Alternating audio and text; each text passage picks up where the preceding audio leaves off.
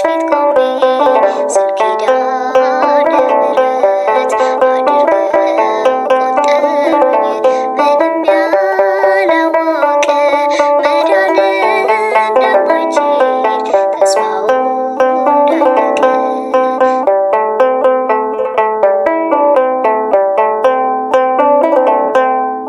ደግሜ ማርያም ማርያም ስላት መሰላቸው በርሷ ልጇን የሸፈንኩት። ግን እንዲህ ይለኛል የልቤ እውነቱ መሰረት ከሌለ የለም ጉልላቱ። አምኜ ታምኜ ባንቺ አማላጅነት ስዕልሽ ፊት ቆሜ ስለ ኪዳነ ምሕረት አድርገው ቆጠሩኝ። ምንም ያላወቀ መዳን እንደማይችል ተስፋው እንዳለቀ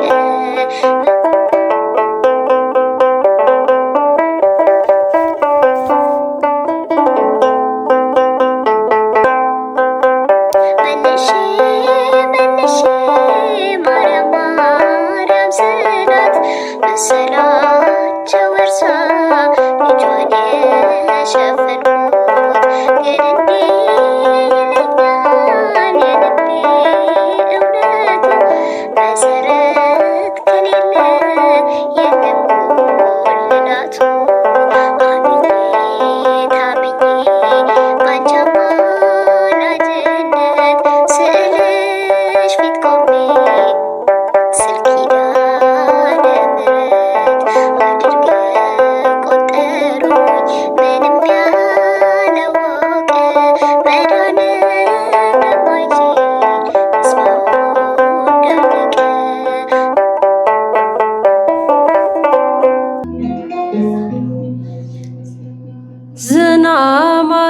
ዝናማትም ዘነሙ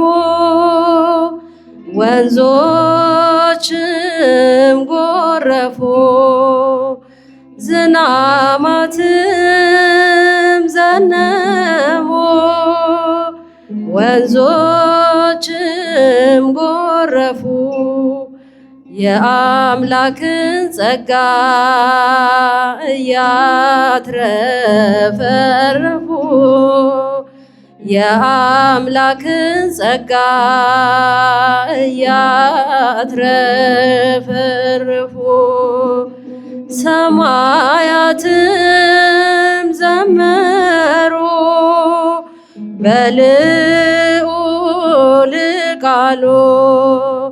ሰማያትም ዘመሩ በልዑል ቃሉ።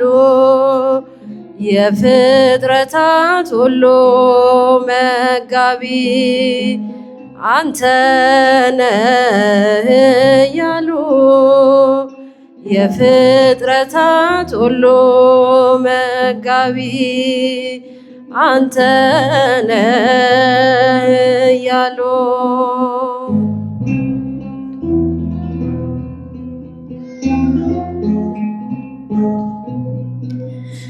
ገበሬው ማረሰ ፈጣሪውን አምኖ ገበሬው ማረሰ ፈጣሪውን አምኖ ዘርንም በተነ በምድር ላይ ከጎተራው ዘግኖ ዘርንም በተነ በምድር ላይ ከጎተራው ዘግኖ ደመናትም ዓለምን ይዞራሉ ደመናትም ዓለምን ይዞራሉ በእግዚአብሔር ትእዛዝ ዝናምን ሊያድሉ በእግዚአብሔር ትእዛዝ ዝናምን ሊያድሉ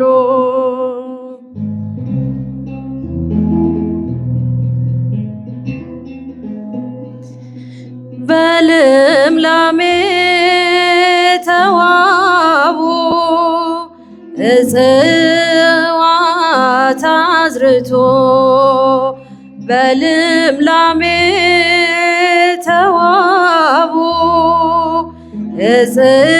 እጽዋት አዝርቶ ፍሬን ይሰጡ ዘንድ አብዝተው በጊዜው በወቅቱ ፍሬን ይሰጡ ዘንድ አብዝተው በጊዜው በወቅቱ መሬትም ላራሿ አድርጋ ውለታ መሬትም ላራሿ አድርጋ ውለታ የላቡን የወዙን ከፈለች እንዳዘዘ ጌታ የላቡን የወዙን ከፈለች እንዳዘዘ ጌታ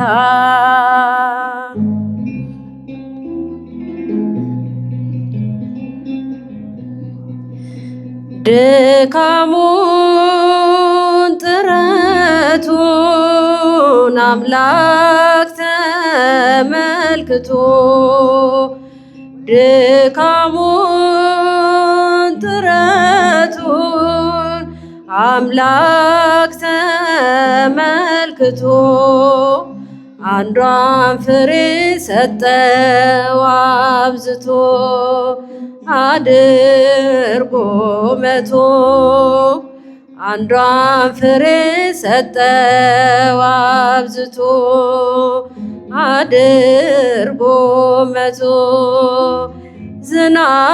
ዝናብንም ለዘር ልምላሜ ለፍሬ ዝናብንም ለዘር ልምላሜ ለፍሬ የሰጠን አምላክ ይመስገን ይክበር በዝማሬ የሰጠን አምላክ ይመስገን ይክበር በዝማሬ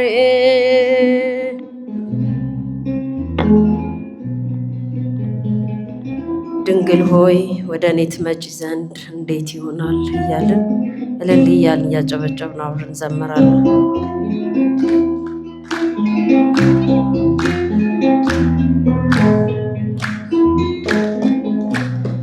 ድንግል ሆይ ወደ እኔ ትመጪ ዘንድ እንዴት ይሆናል እመቤቴ ወደ እኔ ትመጪ ዘንድ እንዴት ይሆናል ደካማ ነኝ እኔስ ምግባር ይጎለኛል ደካማ ነኝ እኔስ ምግባር ይጎለኛል ድንግል ሆይ ወደ እኔ ትመጪ ዘንድ እንዴት ይሆናል እመቤቴ ወደ እኔ ትመጪ ዘንድ እንዴት ይሆናል ደካማ ነኝ እኔስ ምግባር ይጎለኛል ደካማ ነኝ እኔስ ምግባር ይጎለኛል በሥጋዊ ሳይሆን በመንፈስ ዓይኖቼ ለማየት እሻለሁ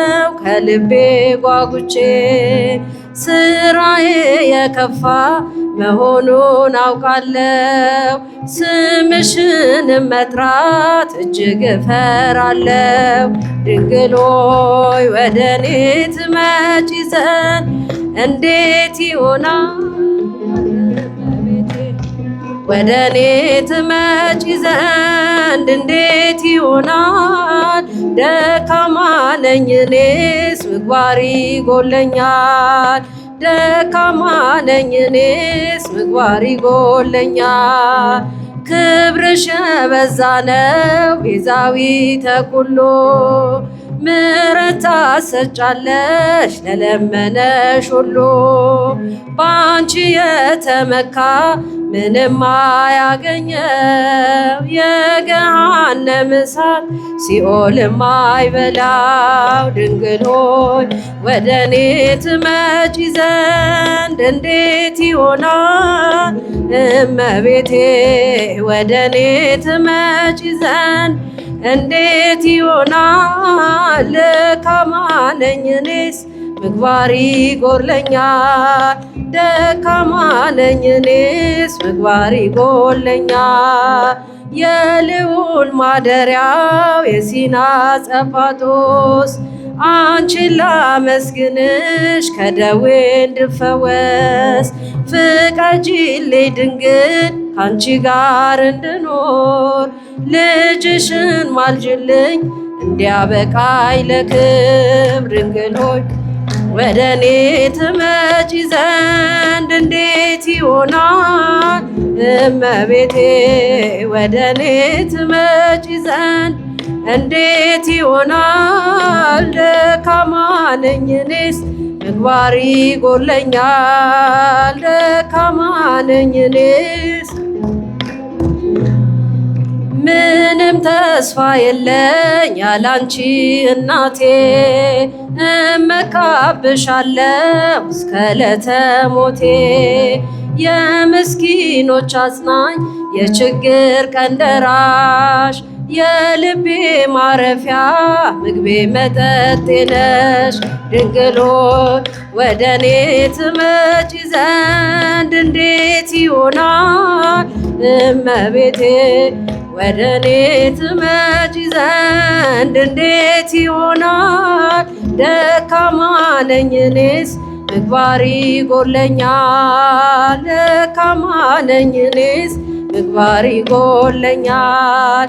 የጌታዬ እናት ድንግል እመቤቴ ተጠብቃ ትኑር ባንቺ ዘንድ ሕይወቴ። የትሕትና ምንጭ የፍቅር ውቅያኖስ ጠጥቼ ልርካብሽ ድንግል እንድቀደስ። ድንግል ሆይ ወደ እኔ ትመጪ ዘንድ እንዴት ይሆናል? እመቤቴ ወደ እኔ ትመጪ ዘንድ እንዴት ይሆናል? ደካማ ነኝ እኔስ ምግባር ይጎድለኛል።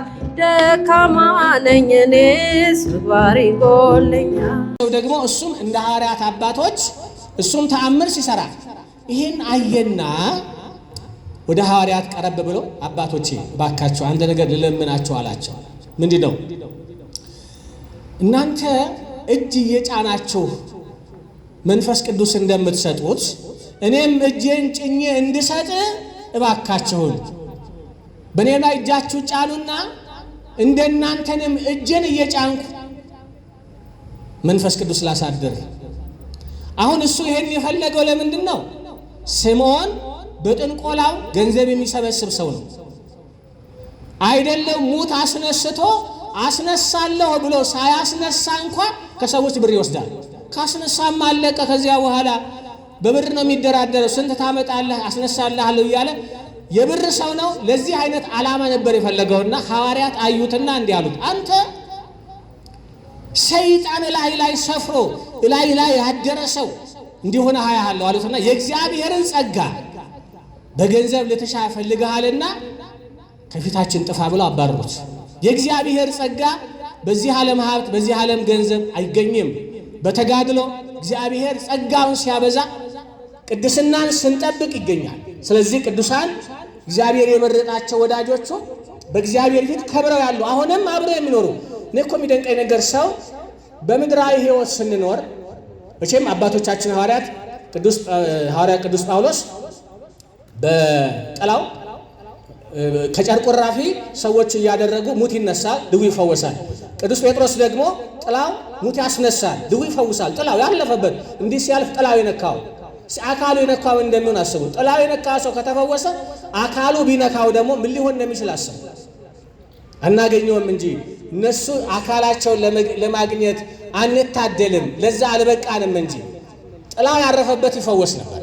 ታዲያ በምድራዊ ሕይወት እንዲህ ያደረጉ አስቡት። በምድራዊ ሕይወት ይህን ደካማ ሥጋ ይሄ ኃጢአት የሚያሸንፈውን ሥጋ በኃጢአት እየታገላቸው በዓለም እየታገላቸው ያለውን ሥጋ ተሸክመው ይሄን ካደረጉ ከዚህ ዓለም ሲለይ እኮ ይሄ ሥጋ በምድር ይቀራል። ምንም ቅዱስ ጻድቅ ቢሆን እስከ ዕለተ ምጽአት ምድር ይቀራል፣ ወደ አፈር ይመለሳል እስከ ዕለተ ምጽአት። ነፍሳቸውስ ብጽዕት ናት፣ ንጽሕት ናት። አሁን ኃጢአት የለባትም። ኃጢአት አታስብም፣ አትሰራም፣ አታውቅም። ብጽዕት የሆነች ነፍስ ታዲያ እንዴት ነው አትናገርም፣ አትሰማም፣ ብንጠራትም መልስ አትሰጥም ተብሎ የሚባለው የቅዱሳን ነፍስ እንዴት ነው? አንድ ነገር ልናገርና አልጨርስ። በዚህ በዮሐንስ ራእይ ሐዋርያው ወንጌላዊ ቅዱስ ዮሐንስ እግዚአብሔር ያሳየውን ራእይ ባየበት ምዕራፉ ላይ የቅዱሳንን ነፍሳት ልብ በሉ፣ የሰማዕታትን ነፍሳት የአባቶችን የእናቶችን ነፍሳት ጽድት ብላ እጅግ ውብ ሆና ከፀሐይ ደምቃ አብርታ አያቸው።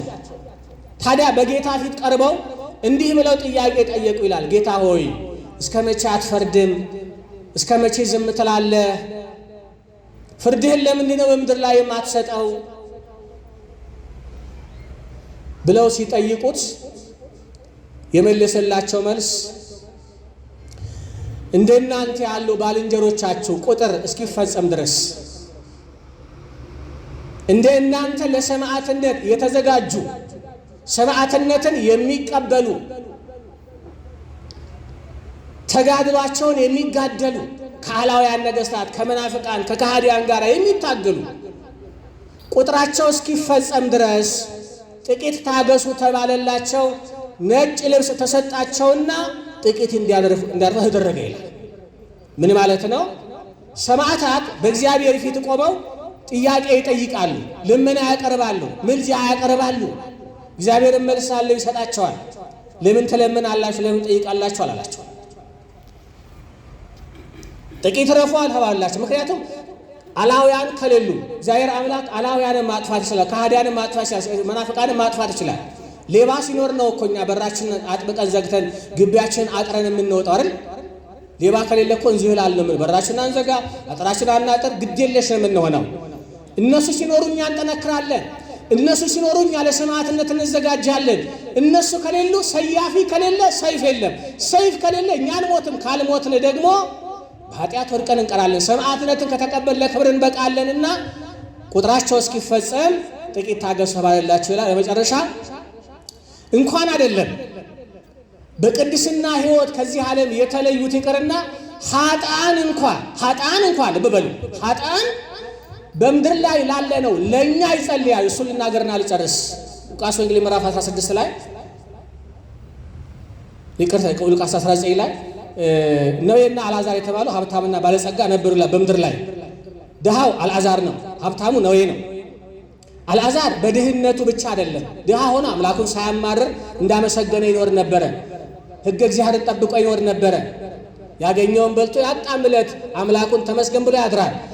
ባለጸጋው ግን ድሃንም ማያከብር፣ ድሃንም ማይወድ፣ የማይመጸውት፣ እግዚአብሔርን የማያውቅ እንዲሆነው ሲኖር ሁለቱን እኩል የሚያደርግ እግዚአብሔር ፍርዱ ሚዛናዊ አይደል?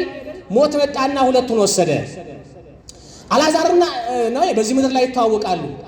ያ ነዌ የተባለው ባለጸጋ አልዓዛርን ባየው ቁጥር ይናደድበታል። ምክንያቱም እንዲህ አይፈልግም። ታዲያ ሁለቱንም ሞት ወሰዳቸውና አልዓዛር በአብርሃም እቅፍ ወደቀ ይላል። ነዌ ደግሞ ሲኦል ገባ። ሲኦል የገባ ሀብታም ስለሆነ አይደለም፣ በሀብቱ ስላልተጠቀመበት ነው። ድሃን ስላልረዳ፣ እግዚአብሔር ስላላመሰገነ ነው። መጨረሻ ያ በሲኦል የወረደው በሲኦል የገባው ነዌ ሲኦል ሆኖ እየተቃጠለ ቀና ሲል አልዓዛርን አየው። የት? በአብርሃም እቅፍ። እግዚአብሔር ይሄን ምስጢር ገለጸለት። መልካም ብትሰራ እኮ እዚህ ተገባ ነበረ፣ ጻድቃንም ክፉ ብትሰራ እዚህ ነበረ ቤትህ ይላል። ታዲያ አልዓዛርን አየና በእሳት ሲቃጠል የእሳቱ ነበልባል ሲፈጀው ነፍሱ ስትቃጠል አልዓዛርን አየና አባቴ አብርሃም እባክህ ለምን አልዓዛርን ከገነት ከሚፈሰው ውሃ በጣቱ ምላሴ ላይ ጠብ ያድርግልኝ። እንኳን ጣቱን አይደለም አይኑን ሊያየው የማይወደውን ድሃ እዩት። ያ መናጢ ድሃ እግዚአብሔር የተቀበለውን በክብር ያኖረውን ነፍሱን ጽድት ብላ ንጽሕት ሆና ድህነት ቀርቶ ባለጠጋ ሆኖ በእግዚአብሔር እቅፍ በአብርሃም እቅፍ ወድቆ ሲያየው ያኔ ቀናበት። እባክህን ምላሴ ላይ ውሃ ጠብ ያድርግልኝ ተቃጠልኩ ሲለው አይደለም አለው አብርሃም፣ አንተም ወደዚህ አትመጣ አልዓዛርም ወደ አንተ አይመጣም፣ አንተም የእጅህም እሱም የእጁን ተቀብሏል አለው። እንግዲያውስ አባቴ አብርሃም አንድ ነገር ልለምንህ አለው። ምን? በምድር ላይ 5 ወንድሞች አሉኝ። ይሁት 5 ወንድሞች አሉኝ። እኔ አንዴ ተፈርዶብኛል። በምድር ያሉት ወንድሞቼ እኔ ከገባሁበት እንዳይገቡ እባክህን ከሙታን አንዱን አስነሳና ላክልኝ ያስተምሯቸው እባክህ አብርሃም አለ። አይሆንም አለው። ነቢያትና ሙሴ አሉላቸው እነሱን ይሱ። ምን ማለት ነው? የነቢያት ትንቢት የሙሴ መጽሐፍት አሉላቸው መጽሐፍትን ይማሩ አይደለም ከሙታን ስታስነሳ ነው የሚያምኑ ሲለው በመጽሐፍት ካላመኑ ከሞት ቢነሳ እንኳን አያምኑም ነው። ስለዚህ በሲኦል የነበረው ያ ነው የተባለው ባለጸጋ እንኳን በዚህ ዓለም ላሉት ወንድሞቹ ለምኗል፣ አልተሳካለትም። ምክንያቱም ጸሎቱ ተቀባይነት አላገኝም። ቅዱሳን ግን ጸሎታቸው ተቀባይነት አለው። ያ እንኳ ጨካኝ ሆኖ ሲኦል የገባው ኖዌ በዚህ ዓለም ላሉት ቤተሰቦቹ ከለመነ እኛ የተማጸናቸው ቤተሰብ የሆንናቸው ቤተሰቦቻችን ናቸው እኮ። እኛ ዛሬ በምድር ላይ ዘር በስጋ የተዋለድን አጎት የአጎት ልጅ አክስት የአክስት ልጅ ምናምን የክርስትና ልጅ ምናምን ብለን እኮ በስጋ ተዛምተናል አይደል? ይሄን ያህል ቤተሰብ አለ ብለን እንኮራራለን። ብዙ ቤተ ዘመድ ያለው ዘመድ የሌለው ደግሞ አይኔም እኮ በቃ ዘመድ የለኝ ሁሌ እንደተጠቃሁ ብሎ ራሱ ዝቅ አድርጎ ይኖራል። ይሄ ተገቢም አይደለም። እኛ ታዲያ በቤተ ዘመድ እንኮራራለን አይደል? በእነሱ እንኮራራለን። ምክንያቱም የመላእክት ቤተሰብ ሆነናል። የቅዱሳን ቤተሰብ ሆነናል። ቅዱሳን ቤተሰቦቻችን ናቸው። መላእክት ቤተሰቦቻችን ናቸው። በእነሱ ጥላ ስር ያለ ነው። በእነሱ እንመካለን። እነሱ ቤተሰቦቻችን ናቸው። የእነሱ ቤተሰብ ሆነናል። በቃ ይሄ ነው እኛን የሚያኮራን። ይሄ ነው እኛን የሚያከብረን ክርስቲያኖች። ይሄ ነው እኛን በጽናት የሚያቆየን። ስለዚህ አባቶቻችን ቅዱሳን፣ እናቶቻችን ቅዱሳት እነሱን አምኖ ተማጽኖ መኖር ትልቅ ዋጋ አለው። ከብዙ ነገር ይዳናል። እነሱን ጥላ አድርገን ከለላ አድርገን እንኖራለን። በክርስቶስ ፊት የሚጸልዩልን ናቸው። እንኳን እነሱ ያ ባለጸጋም ኃጤ የነበረው ሰው ጸልዩአል። ኢት መጻ እግዚእ ኢየሱስ ሀቤሆሙ እንዘ ያሐውር ዲበ ባሕር። በአራተኛው ሰዓተ ሌሊት አምላካችን እግዚአብሔር ወደ እነርሱ በባህር ላይ መጣ ይላል። በምን ላይ መጣ? በባህር ላይ መጣ። የማርቆስ ወንጌል ምዕራፍ 6 ከቁጥር 47 እስከ ፍጻሜው ምዕራፍ ተነቧል። እንግዲህ በዚህ መነሻነት አምላካችን እግዚአብሔር ሰዎች በምድር ላይ እረኛ እንደሌላቸው በጎች ሆነው አየ ይላል። እረኛ የሌላቸው ተበትነው ሰብሳቢ እንደሌላቸው ሆኖ አየ።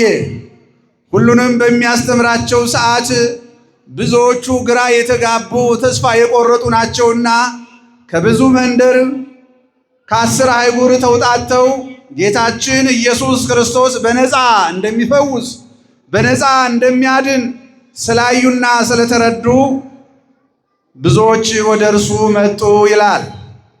ሕሙማነ ሥጋን በተአምራት ሕሙማነ ነፍስን በትምህርት እየፈወሰ ከቆየ በኋላ ሐዋርያት 3 ምክንያት አቀረቡለት ይላል። ከኔ ጋር ናችሁ? ፕሮግራሙ አጠር ነው ማድረገው፣ አላስረዝምም። አንደኛ አምላካችንን እግዚአብሔርን ምን አሉት?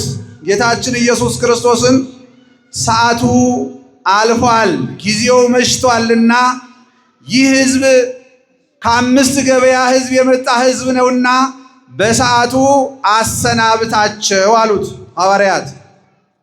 ያለንበት ስፍራ ምድረ በዳ ነው፣ ለሰዎች የማይመች ስፍራ ነው። አንዱ ምድረ በዳ መሆኑ፣ ሁለተኛው ሰዓቱ መምሸቱ፣ ሶስተኛው የሚበላ የሌለበት ስፍራ ነውና በእነዚህ ሶስት ምክንያት ሕዝቡን አሰናብት አሉት። ሐዋርያት ነው ያሉት። አምላካችን እግዚአብሔር ደግሞ የተበተኑትን ሰብስቦ እያስተማራቸው ሳለ ነው። በዚህን ሰዓት ወመሰዮ ብሔረ ሀለወት ሐመር ማእከለ ባሕር፣ እርሱ ግን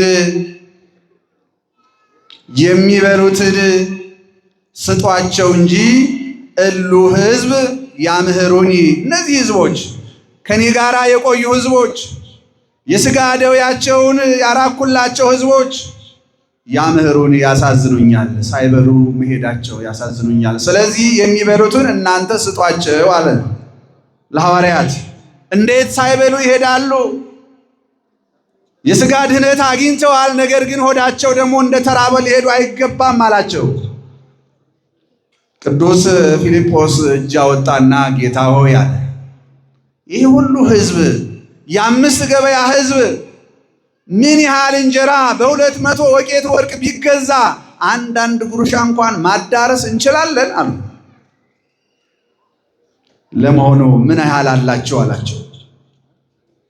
ከኛ ወገን አንድ ብላቴና የቅዱስ ጴጥሮስ ወንድም እንድርያስ ለራሱ ስንቅ ይዞ ወጥቷል አለ። አንዳንድ ሰው ብልህ ነው፣ መንገድ ላይ እንዳይርበኝ ብሎ ስንቅ የሚይዝ አለ። እንድርያስ ለራሱ 5 የገብስ እንጀራ ይዟል፣ 2 ዓሣ ይዟል። ያዘው ለራሱ ነው። ነገር ግን ከኛ መካከል አንድ ብላቴና 5 እንጀራ የያዘ 2 ዓሣ የያዘ አለ አሉት። በሎ ሕዝቡን ሁሉ በተመቻቸ ስፍራ በመስኩ ላይ እንዲቀመጡ አድርጓልና ያንን 2 ህብስት እንጀራና 2 ዓሣ አመጡለት። ባረከ ወፈተተ ወሃቦሙ፣ ባረከው። ወደ ባሕርይ አባቱ ይህንን የምባርክበት ስልጣን አንድ ነው ሲል ባረከው። ወዲያው በየደረጃቸው በየክብራቸው እንደየማዕረጋቸው 50 100 አስቀመጣቸው። በክብር ቦታ አስቀመጣቸው። በክብር የሚያስቀምጥን ጌታ በሰማያዊ ክብር ያስቀምጠን። ካስቀመጣቸው በኋላ ያን 5 እንጀራ ባርኮ ለ5000 ሰው መገበ። ዘእንበለ አንስት ወደቅ፣ እነዚያ የተመገቡ ሰዎች አባወራ ብቻ ተቆጥሮ ሕፃናቱና ሴቶች ሳይቆጠሩ በ5 እንጀራ በ2 ዓሣ 5000 ሕዝብ መግቦ አተረፈ፣ አጠገበ። ክብር ለአምላካችን ይሁን። ይሄንን ድንቅ ነገር አዩ፣ በረከተ ኅብስቱን አዩ። ከተረፈው ላይ ምንም እንዳይቀር ብሎ ትእዛዝ አስተላለፈ። በልተው ከጠገቡት ላይ የዘመኑ የእንጀራ ማስቀመጫ ቅርጫት ነው፣ የዛሬው መሶብ ነው። 12 መሶብ ተርፎ ተነሳ። ክብር ለአምላካችን ይሁን። ያላቀረቡትን አገኙ። ይህ የሚያሳየው የበረከት አምላክ በአንድ ሰው ብዙ ሰው መመገብ እንደሚችል ነው። በሀገራችንም ላይ የምናየው ነው። በአንድ ቤት ውስጥ 10 ቤተሰብ ይኖራል። አንድ ሰው ደሞዝ ይኖረዋል። በአንድ ሰው ደሞዝ ብዙ ሰው ይኖራል። በእግዚአብሔር ቸርነት እያየነው ነው። በጥቂቷ እንኖራለን፣ እግዚአብሔር እየባረከልን እንኖራለን። በአንድ እንድርያስ ይዟት በመጣ እንጀራ 5000 ሕዝብ ተመግቦ ተረፈ። ክብር ለአምላካችን ይሁን። ይህንን ያደረገ ጌታ ይህንን ከባረከ በኋላ ሐዋርያት ብንታመም የሚፈውሰን፣ ብናጣ የሚሰጠን፣ ብናዝን የሚያጽናናን ነው። ይህንን ልናነግስ ያስፈልጋል አሉት። ሕዝቡም በአንድ ላይ ስንራብ የሚያበላን፣ ስንጠማ የሚያጠጣን ነው አሉ። እርሱ ግን የውስጣቸውን መሻት አይቶ ሲመሽ ወደ ጥብርያዶስ ማዕድ ወደ ቤተ ሳይዳ እንዲሻገሩ ሐዋርያትን ብቻ አዘዛቸው ይላል።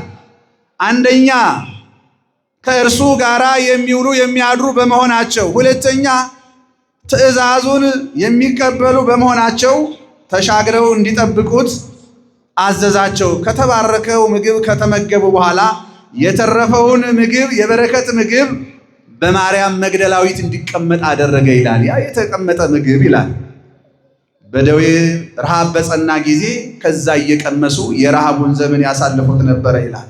ያ እንደ በረከት እየሆነላቸው ድርቆሹን እየተመገቡ ደቀ መዛሙርቱ ሳይራቡ ምዕመናኑም ደዌ ሥጋ ሲጸናባቸው ያንን እየተመገቡ ከማርያም መግደላዊት እየወሰዱ ይኖሩ ነበረ ይላል።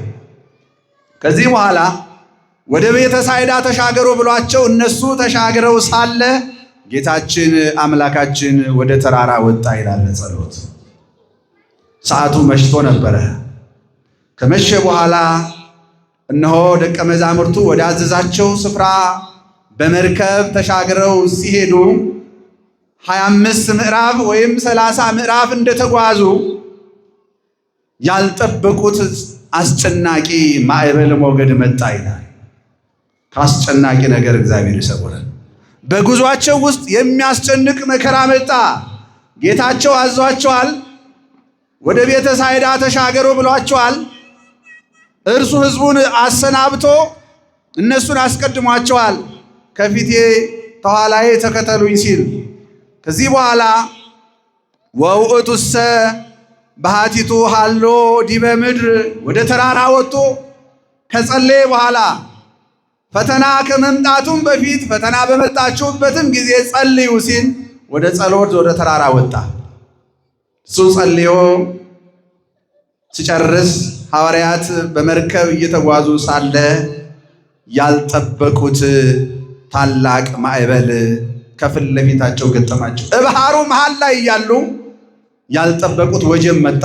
በመርከቡ ላይ እያሉ በዚህን ሰዓት ወርእዮሙ እንዘ ይሐውሩ ጥቀ ይትመነደቡ ይላል። በነፋስ አውሎ እየተጨነቁ እየታወኩ ተስፋ ቆርጠው እንጠፋለን ምን አሉ? ሁለት ሐሳብ አቀረቡ። ትላንትና ጌታ ኢየሱስ ክርስቶስ ከኛ ጋር ሳለ በየብስ ላይ ያሳፈርነው ያስጨነቅነው ጠላት አሉ። ትላንትና ከጌታ ጋር ሆነን አመድ ዱቄት ያደረግነው እንደ ጢስ አትነን እንደ ትቢያ ብነን ያጠፋነው ጠላት ዛሬ ጌታ አለመኖሩን አውቆ ማዕበል አስነስቶ በባህር ላይ ሊያሰጥመን መጣ አሉ።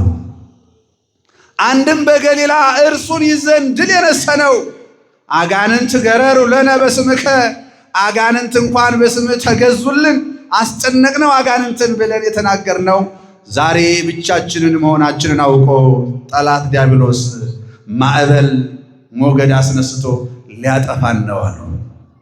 በዚህ ውስጥ እያሉ በጭንቀት ውስጥ እያሉ በአራተኛው ሰዓተ ሌሊት መጻ እግዚእ ኢየሱስ ሀቤሆሙ እንዘ ይሐውር ዲበ ባሕር። በዚህ ጭንቀት ውስጥ ከሌሊቱ በአራተኛው ሰዓት ውስጥ በከበደው ሌሊት ውስጥ ተስፋ በቆረጡበት ሌሊት ውስጥ የኛ ጌታ ርኅሩኅ አምላክ ለሚጨነቁት ፈጥኖ ደራሹ አምላክ ከፊት ለፊታቸው ወደ እነሱ መጣ። ክብር ለአምላካችን ይሁን። ሁላችንንም በጭንቀታችን ሰዓት፣ ግራ በተጋባን ሰዓት፣ ማን አለን ማን ይሆነናል ባልን ሰዓት፣ ዓለምን ተስፋ ባስቆረጠችን ሰዓት የድንግል ማርያም ልጅ ቸሩ መድኃኔዓለም ከፊት ይቅደምልን። ከፊት ለፊታቸው መጣ። አላወቁትም፣ እርሱ እንደሆነ አላወቁትም። ወርእዮሙ ወደንገጹ አውየው ወነበቡ ሶቢሃ ወይቤሉ ልንጠፋ ነው ባሉ ሰዓት አምላካችን እግዚአብሔር ይትፍሩ ወይቤሎሙ ተአመኑ ከመ አነ ውእቱ እኔ ነኝ አትፍሩ፣ ከፊት የቆምኩላችሁ እኔ ነኝ ወደ እናንተ የመጣሁላችሁ አላቸው። በዚህን ሰዓት ወደ ታወከችዋ መርከብ መጣና ከመርከቧ ላይ ገባ ይላል። መርከቧ ጸጥ አለች። ክብር ለአምላካችን ይሁን። እረ ወጀቡን ጸጥ ያድርግልን፣ ማዕበል ሞገዱን ያቆምልን።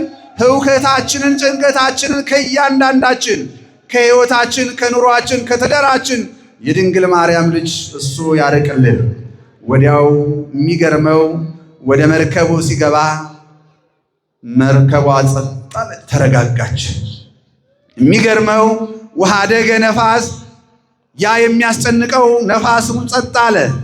በዚህን ሰዓት ህብስት አበርክቶ ያበላቸው ጊዜ ልብ አላሉትም ይላል መጽሐፍ።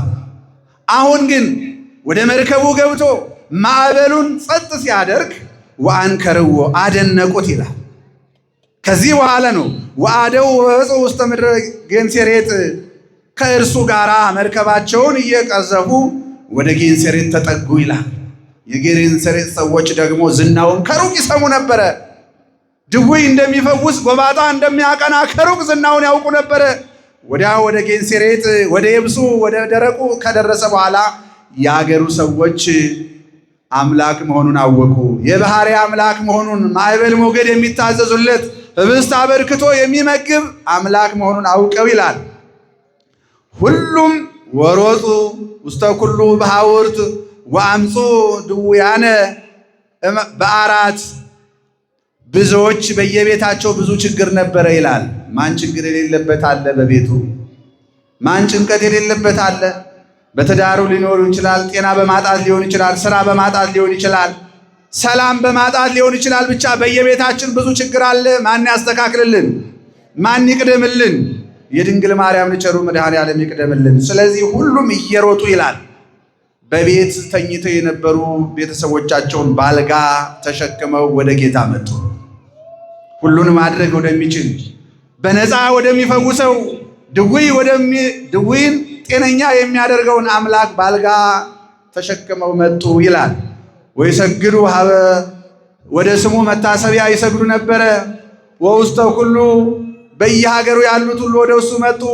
በዚህን ሰዓት ድውያን ይዘው መጡና ጌታ ሆይ ፍቀድልን አሉት። ልብስህን እንድንነካ ፍቀድልን አሉት። በዚህን ሰዓት ዋስተውቅዎ ከመ ይግሥጹ ጽንፈ ልብሱ የልብሱን ዘርፍ ያቺ 12 ዓመት ደም የሚፈሳት በቅጽበት ልብሱን ነክታ ድናለች።